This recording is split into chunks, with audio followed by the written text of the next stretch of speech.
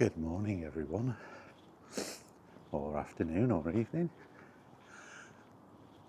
depending on whenever you get to see this. It's Boxing Day, December the 26th. It's quite early, and it's very quiet, and it's also bloody freezing. And I'm out like a lunatic. Well, I had a couple of days of not coming out, so I felt the need to get on the walk again. Oh, excuse me, the sniffles is bitingly cold. Oh, so I hope everybody had a nice Christmas. I mean, it still is the Christmas season while I'm recording this, but I hope you're all having a good time. I hope that you got some. I hope you all got some good stuff. I did. I got a few Amazon vouchers. I'm going to use that to buy a new CD system. I've got hundreds of albums on CD, and I've only got a portable personal CD player. My Hi-Fi went kaput a while back. It was one of those multi-changing. Used to like put 6 discs in at once, and the mechanism packed in, and it would just keep swapping between them without playing a disc. So I won't be getting anything like that. Just a single disc one, thank you. So, but I also got the Final Fantasy remake. Is it Intergrade? I don't even know what that means. But the Intergrade edition and Rebirth on the PS5. It came as a double disc edition. Whoa, that squirrel's going nutty.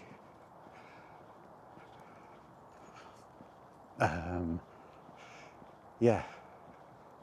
Wow, hang on. There's no water on here. Wow. 2 days ago when I last come out, it was drying up. Another nutty squirrel. Wow, that's been a long time since I've been down here and there's not been any water on the path. But it was quite windy yesterday, so yeah, that's probably why. Anyway,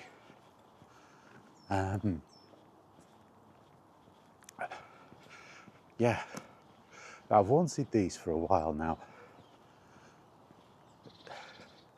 The traditional JRPGs I'm not really ever been very good at. I've always found them difficult to get into. But the original Final Fantasy VII I got on the original PlayStation, I did enjoy. But this one, it's changed up considerably. I mean, it's not recognisable. Totally different graphical perspectives, completely different. From what I've played of it so far, I've played about a couple of hours. I'm really enjoying it. I like this hybrid combat system they've got. I'm really enjoying that. So yeah, I'm having a lot of fun with it. I'm very impressed. So I don't have a topic for the park because I wasn't too sure whether I'd be coming out to doing this. So this is a little bit impromptu, but we'll figure it. We'll wing it. We always do, don't we? So, yeah, a lovely clear blue sky. Really is. But by God, it's cold. So anyway, I will catch you all in the park. Well, here we are in the park. You can see a little bit of frost on some areas of the path. Definitely is cold, that's for sure. So,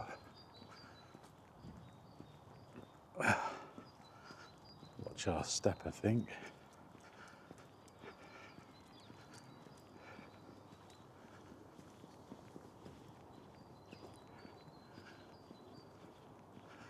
So it dawned on me this morning, actually.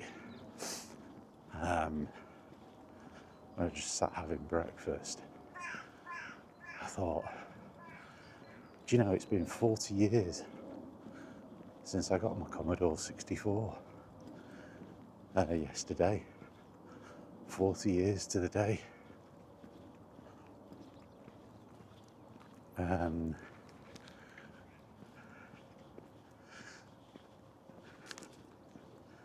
Time certainly does fly.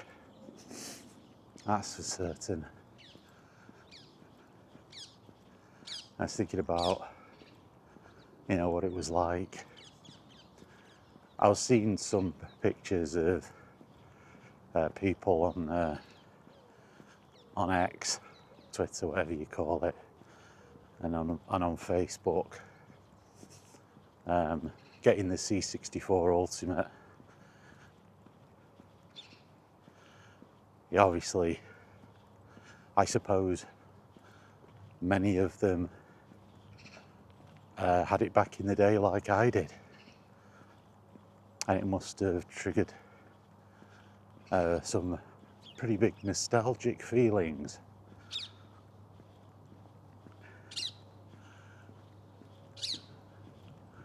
And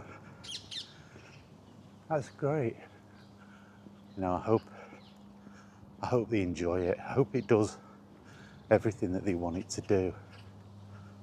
I hope it arrives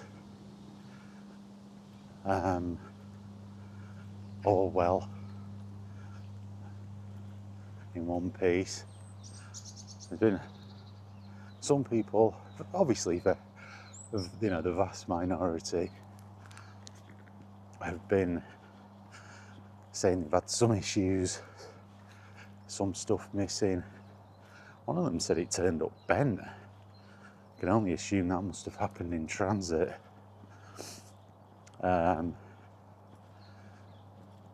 that's inevitable, to be honest with you. I mean, it happened back in the day. The two C64s I got, the first one packed in on Christmas Day when I got it, and the other one, I guess it's what you would call a TV tuner bit, where the is it the RF lead that would connect to a television? That needed adjusting to be able to tune it to my television. I remember my dad taking that 18-inch Hitachi and the Commodore to the company. The company was called Court Grant Computers, I remember that. And when I got my original C64, they were in this Arndale centre, which is a bit like a small shopping mall.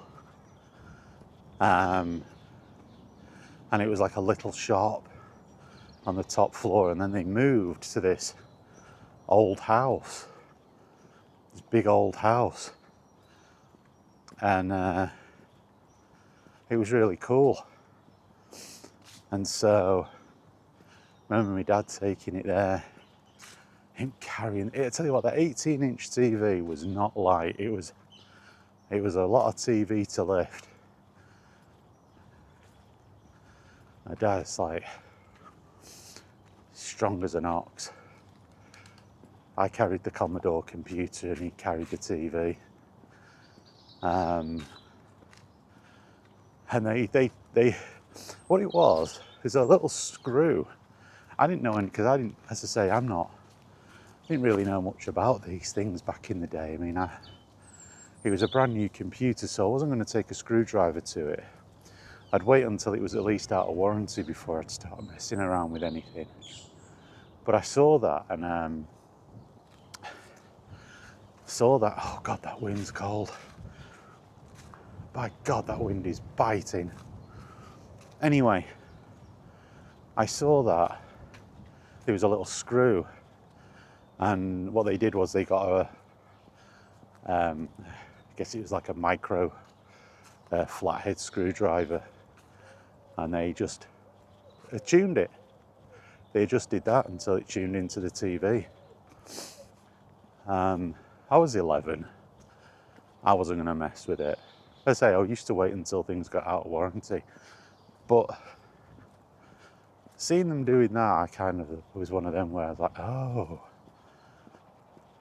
And that sort of made me intrigued on how these things worked a bit more. It was after that, was when like a few months later I tried to swap over the SID chips. Well, actually, as I say, I waited until it was after 12 months, after the warranty. I tried to swap over the SID chips and that didn't work. It didn't break anything, but yeah, that didn't work.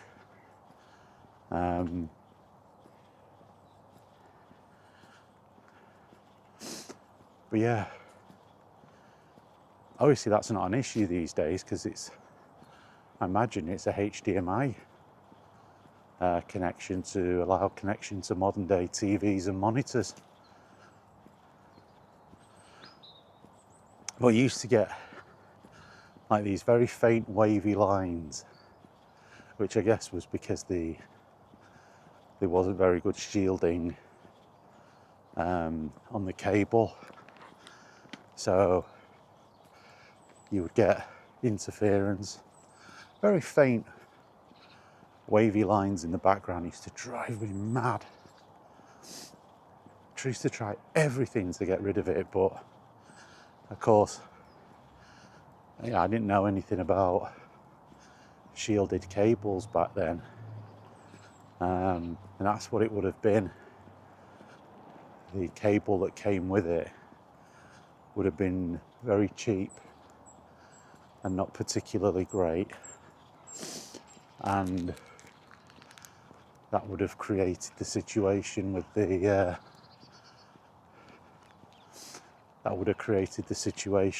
wavy lines. I mean, there would have been no point, I think, trying to get a replacement cable, because the chances are the replacement cable would have been just as bad, and that would have been if I'd have known it. There were probably companies that sold better quality cables, but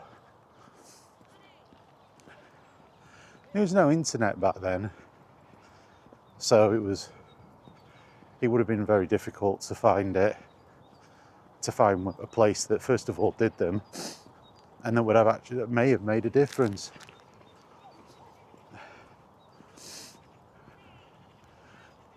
We're in the early days of technology in that sense, in terms of home computers, back in the early to mid 80s. So everyone was learning. I mean, the ideal scenario would have been to have gotten the monitor, the C64 or the Commodore monitor. That would have been the ideal situation, but we didn't have that. God, I had a TV, you know, it was in my bedroom. A monitor, I mean, I'm making an assumption here because I never looked into it because I never had one. But I don't think the monitor would have had an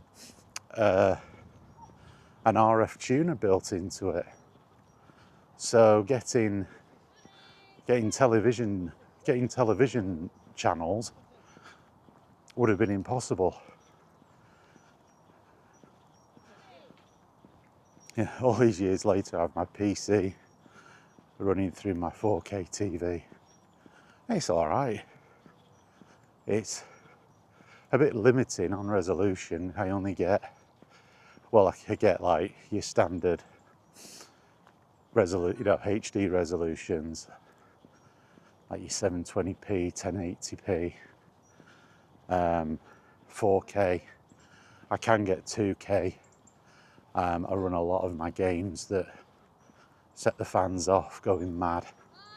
I lower it down to 2K, and it keeps the frames nice. Keeps the frames nice and high, and also at the same time maintaining a really good image quality.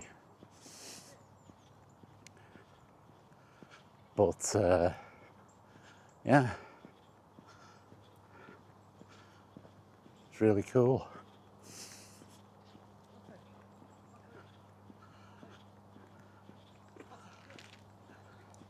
But yeah, I like it. I think it's good. It's good TV. That's another thing as well, I think might actually though cause an issue. I wonder if, because I disconnected the HDMI cable from the graphics card and then restarted it, I wonder if it's like a signal issue connecting to the TV. At some point I am going to get a monitor, because like I say, some of the more off the wall resolutions I don't get, which can be quite annoying at times, particularly with the older games. You know, you kind of, you know, like some of the old PC games that don't have 4K, 2K resolutions. You know, they weren't measuring the resolutions in that back then. They were measuring the resolutions. What the hell were they now?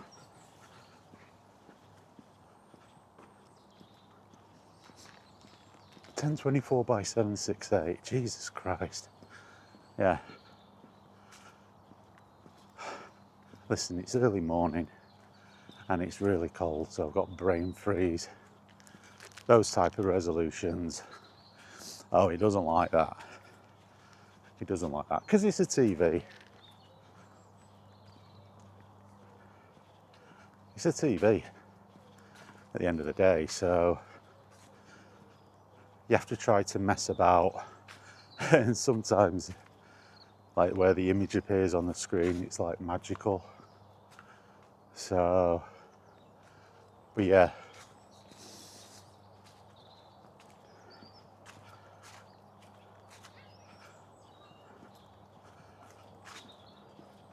What else? It took me ages, didn't it, to remember that. It's because I've become so detuned to it. You don't actually remember.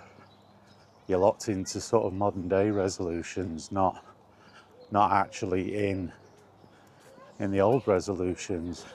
You don't get those type of measurements on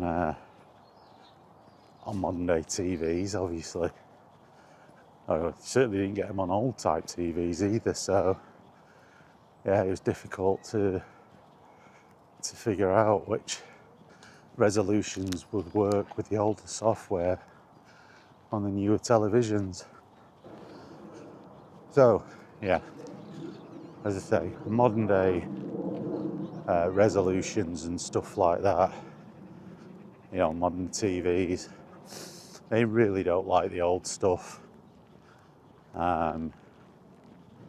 So anyway, yeah. How in the hell did I get onto that subject? Was that the C64? Yeah, it was, wasn't it? Yeah. It was the little RF screw. Or the screw on the... is it an RF modulator? Some computers had them externally. And some have them internally. It was internal on the C64. I think earlier Amigas had them internally. Externally. The Amiga 600, it was internal.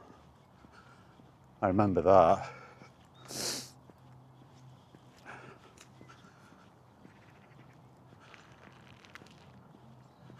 Anyhow.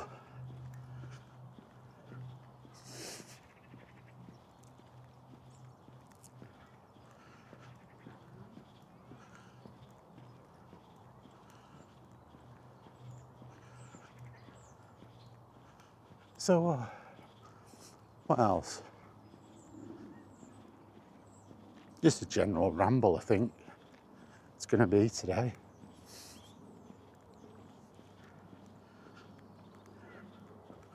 So we've done that. So yeah, to finish up that with the C64 and the C64 Ultimate. I hope you guys are having a lot of fun with it, and I hope it does deliver on what the guys who've relaunched the Commodore name, I hope it delivers what they say it will deliver. The proof of the pudding, of course, will be in time.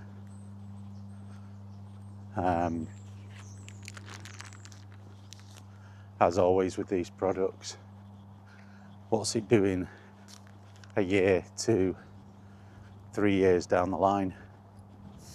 Now the A1200 is coming out from Retro Games. It's coming out, I think it's March this year,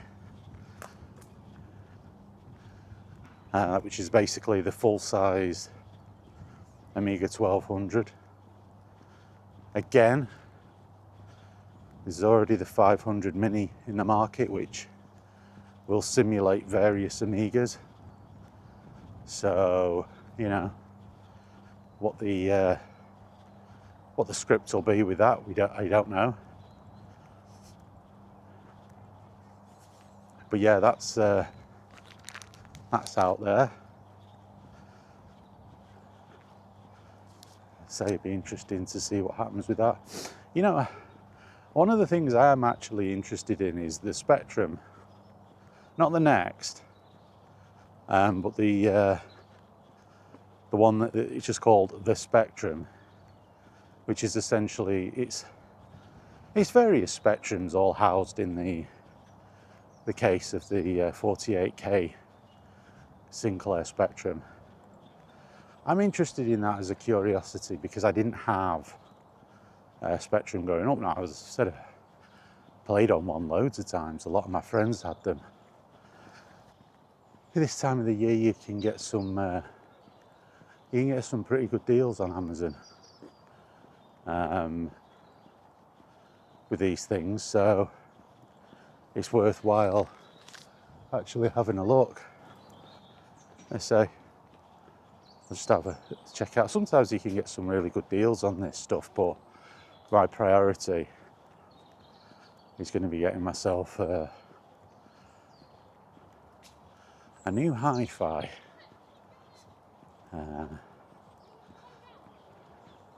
Say with the with the vouchers that I got at Christmas should cover it. I'm not out for a really expensive one, to be honest. Not at the moment. That's something I look for in the future, but not at the moment. Just, you know, something that I can play. So we'll see. So yeah, it'd be just a curiosity, to be honest.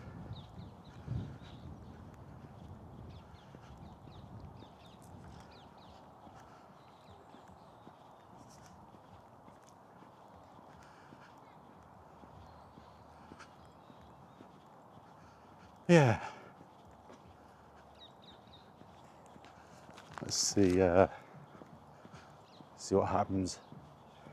I'll be back on Final Fantasy VII today, I think. After I've finished messing about, spending ages editing this video. But yeah, probably be back on that. I tell you what though, I mean, on Steam at the moment, there's some fantastic deals going on. They always do around this time of the year. That's, I think, where PC gaming always nails it over console gaming. You look at like consoles, they do the same type of thing. The consoles do the same discounts, but they're nowhere near, absolutely nowhere near the deep discounts that you get on Steam. I mean, with PCs, it's the initial outlay is more expensive, but if you play and collect, or you play a lot of games, you more than make up for it. Obviously, the disadvantage, of course, is the fact that they're digital. You know, there's no physical media with it. But you know, if you're playing on PC, gaming on PC, you've accepted that as the de facto standard now for quite some time. You know, that should not be a surprise to anyone. Certainly not to me, that it went down that path once Steam launched. It's funny, I got on Steam day one to play Half-Life 2. And what a ball ache that was. On a 56k dial-up connection. That was such an infuriating system that Valve did, where, you know, only a small portion of the game was on the disc and the rest of it was on the rest of it you had to download, and it took hours. Not only did it take hours to download and set up the Steam client, because of course, like, the servers were absolutely peppered, but it took bloody ages to download the game. I think it took about 6-7 hours in total, and we're not talking huge file sizes here. You know, the file size for Half-Life 2 when it launched wasn't that big. Certainly by today's comparison, it would have been under a gig easy. I don't know, I can't remember what it was, but it wouldn't have been any more than that, because games back then fitted on CD-ROMs. So, you know,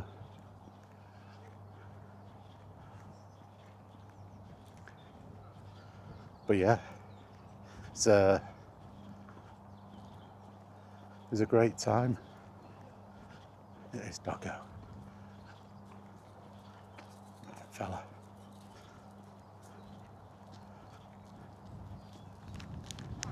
Yeah, God, it's not getting any warmer. I'll tell you that.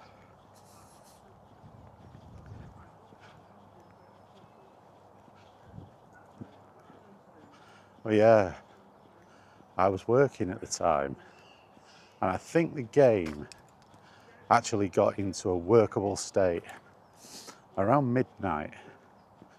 So I played about half an hour of it, and I had to go to bed. I was going to be up at the crack of dawn to go to work. And what was interesting then, you could actually set it so you could play it offline, so you didn't have to keep connecting to Steam. That was a good thing that Valve did. So I set it to play offline once I'd installed the game. But that was originally sold as an anti-piracy measure, but really it was a stealth operation to get Steam out there. But I tell you what, you would never ever have got people onto that idea with Steam as it was working in those initial few days. It was bloody awful, really bad. Valve got some pelters for that one, but things did improve quite quickly. If, in fairness, I veered away from gaming on PC after I'd played Half-Life 2 and Doom 3. You know, I stayed back playing on consoles again. Like I've said before, like when the 360 come out, I was at the point where I needed to upgrade my computer.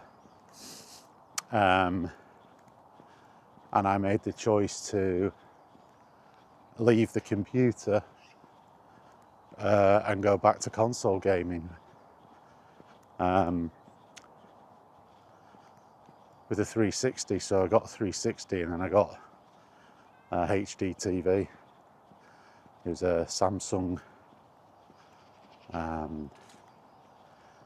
TV. I think it was only 720p, up to 1080i. I don't think it was, well, no, it wasn't full HD, but it was very similar to the ones that they were showcasing the Xbox 360s off in stores. They'd have these Samsung TVs that they were wired up to. And it wasn't the same as them. It was a similar model, similar shape, but it wasn't the same as them. So it was a very, very similar TV. It was just different colour. It was an all black, where the one in the booths had they had like a silver finish around. Mine was just like an all black. But I think it did all the same stuff, pretty much. I say it was the same style, same shape, and that was a great TV. It really was. But I think it was like, I don't know if it was like 24 inch. I think it wasn't. It wasn't full size. It wasn't a full size 28. Well, I mean full size today. God, what's that? It's like 65 inch. What is the standard size? I know my one I've got now, it's either 42 or 44 inch. Well, that's the one that I've got everything hooked up to.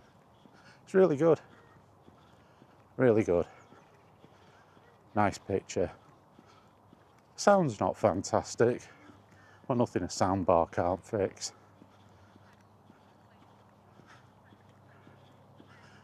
Adina, Vinnie Corleone put a comment on saying that, you know, back in the day you used to have to get quite an expensive sound setup. Nowadays, you know, it's sort of very elaborate. Nowadays, you know, you just whack a sound bar in there. It's far easier. That Samsung TV, the Hi-Fi that ended up breaking down because of the CD player, but the amp and everything still worked. And I actually had audio cables running into that from that from my Xbox into that. Was it from the Xbox or from I don't know, I can't remember now. I think it was from the Xbox, because I had that connected with the component cables. So I had all of the sort of separated colours, and then the two audios, and I ran those two audios into the back of the Hi-Fi, into the back of the amp on the Hi-Fi, and that gave a really, really good sound. But today you wouldn't even mess with that. You'd just have a sound bar on your TV.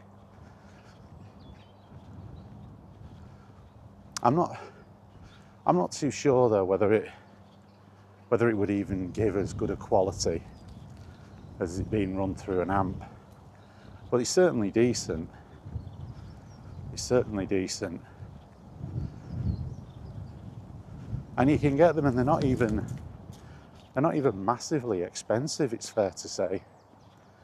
You know, they're not hugely expensive. Back then, I mean, with Hi-Fis you could pay quite a considerable amount of money, especially if you got all of the components to the Hi-Fi separate. You could have the amp and cassette decks, turntable, CD player. Used to be able to buy all separates. I don't know if you still can. I suppose you still could. But they were, oh my God, when we had that, it was great. And of course they were easy to upgrade because it's not all in one unit. So if you wanted to replace something, you just replace that component, not the whole thing. That Hi-Fi that I had, it was a MIDI system. Not a mini, a MIDI, that had the 6 CD changers. And of course, you couldn't swap that out. It was all in one unit. And it was really good. When it was working, I had it for quite a few years. It was really good. The sound was great, zero distortion. When you could crank it up with zero distortion on it. It was just a shame, really, that it malfunctioned. It was a great piece of kit. That's kind of gone full circle, like, really, hasn't it, with the conversation? That might be as good an indicator as any. So it's just a Boxing Day walk. It was a bit impromptu. I sort of made the decision pretty much while I was finishing up my breakfast. I was like, oh, sod it. Better go out and put some mileage on the legs. It's been a couple of days. And it doesn't take very long for you to, for your sort of fitness levels to start dropping, especially this time of the year when you're, cramming down quite a bit of food. It don't take very long at all, so even if it's, I'll probably put in a couple of miles, I think. Cruise.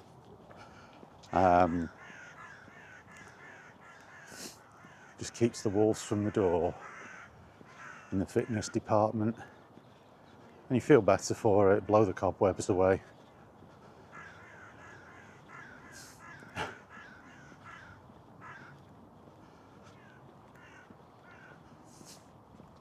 You know. So anyway, I'll call it there.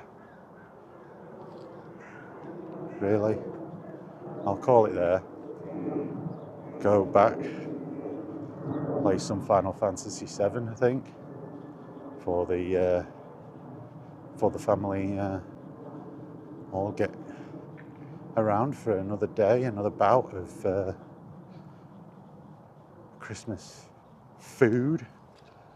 We did it yesterday and we do it today. So I also have a little peruse around, I think, for the see what it is. I've got a good idea of which one I want to get. Of which the Hi-Fis I want to get. I just want to read up a bit more on it, make sure it does what I want it to do. You guys, it gets quieter here now. I'm going, not typical. You guys have a wonderful Boxing Day, wonderful rest of your Christmas. I don't know when this video will be up, depends on how much time. Hopefully it'll be sometime today, but I don't know, just depends time-wise, because I'm going to have to do a lot of editing on this one, which is not something I'd counted on, but hey-ho. You guys take it easy, have a good Boxing Day, and good rest of the week. Hopefully I'll be back out tomorrow. If not, I'll be back out on Sunday with a Sunday stroll anyway. So yeah, we'll catch you all then. See you guys.